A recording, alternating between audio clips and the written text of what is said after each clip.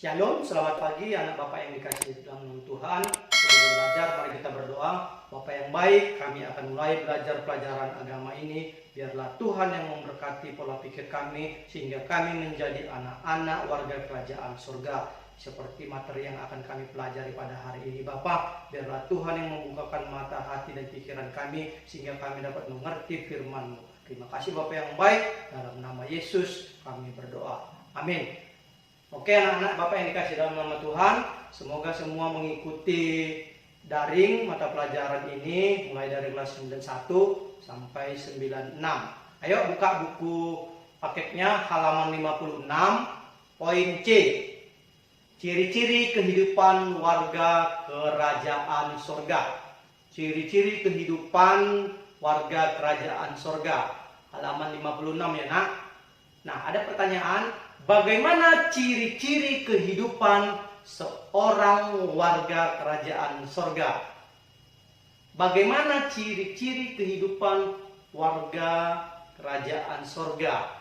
Ciri-cirinya sudah pasti terdapat dalam Alkitab. Nanti bisa dibuka atau nanti saya jabarkan dari Matius 5 ayat 3 sampai 12. Matius 5 ayat 3 sampai 12. Nah, kita menemukan bahwa menjadi warga kerajaan surga bukanlah hanya berbuat baik saja, nak. Ya.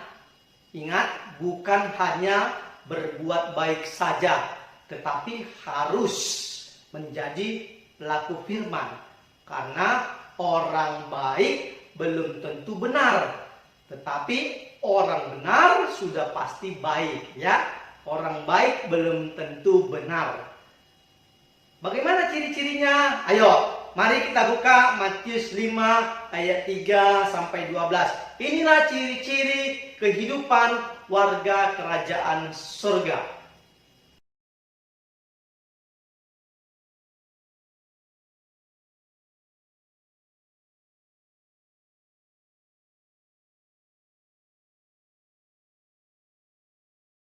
Ya, di ayat 3 yang pertama katanya, berbahagialah orang yang miskin di hadapan Allah, karena merekalah yang empunya kerajaan surga. Yang kedua, ayat 4, berbahagialah orang yang berduka cita, karena mereka akan dihibur.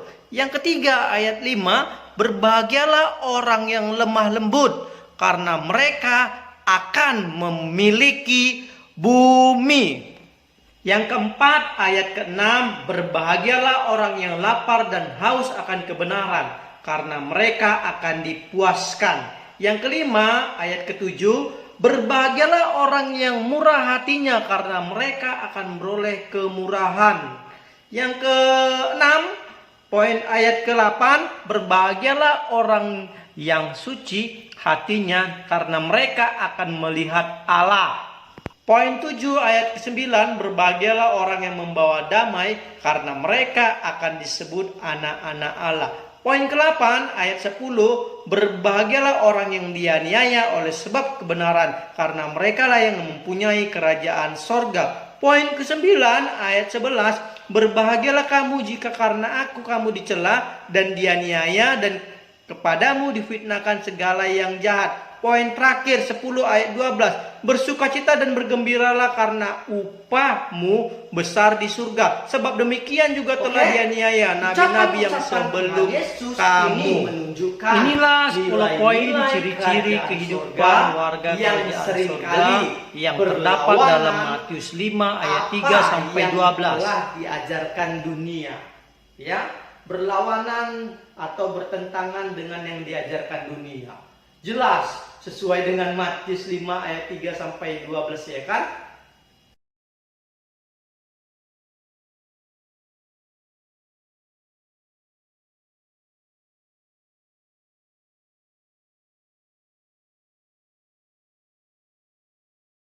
Ucapan berbahagia yang disampaikan Tuhan Yesus memang ucapan-ucapan yang sangat radikal. Radikal itu keras, ya nak. Kita menemukan bagaimana nilai-nilai kerajaan surga itu berlawanan dengan nilai-nilai yang ditawarkan oleh dunia. Seperti yang berbahagia adalah orang yang berduka cita. Yang memiliki bumi adalah yang lemah lembut. Yang akan dipuaskan adalah orang-orang yang lapar dan haus akan kebenaran. Kecil, dalam kehidupan sehari-hari, yang jagoanlah yang menang. Yang memiliki bumi adalah mereka yang penguasa atau yang kaya. Kata Yesus justru menunjukkan bahwa Allah memihak kepada mereka yang lemah dan tidak berdaya.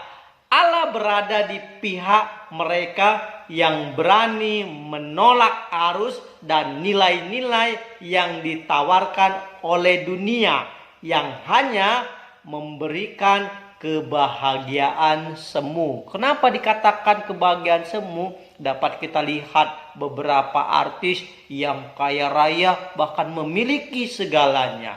Perhatikanlah, banyak beberapa selebritis seperti Michael Jackson ya, yang kehidupannya tidak bahagia padahal memiliki segala hal. Siapa yang mau menjadi anak-anak kerajaan sorga? Ya, sudah pasti orang yang percaya dan mengandalkan sebagai pelaku firman, dialah yang akan menjadi anak kerajaan sorga. Oke, ada pertanyaan? Kalau ada pertanyaan bisa langsung ke WA pribadi Bapak Jepri, jangan lupa ya, di Japri ya, jangan di WA grup. Nah, coba perhatikan, ini ada tugas ya nak. Saya harap kerjakan seluruhnya, jangan ada 1-2 orang yang nggak ngerjakan. Ya, kerjakan soal ini. Coba sebutkan 1 keputusan yang kamu lakukan atau tindakan yang pernah kamu lakukan, kini kamu sesali dan kamu anggap bertentangan dengan cara hidup seorang warga kerajaan sorga. Mengapa kamu dapat melakukan hal tersebut? Ya, buat di buku latihanmu, kemudian foto yang jelas supaya Bapak bisa membacanya dengan mengerti. Oke, selamat mengerjakan. Shalom, Tuhan Yesus memberkati.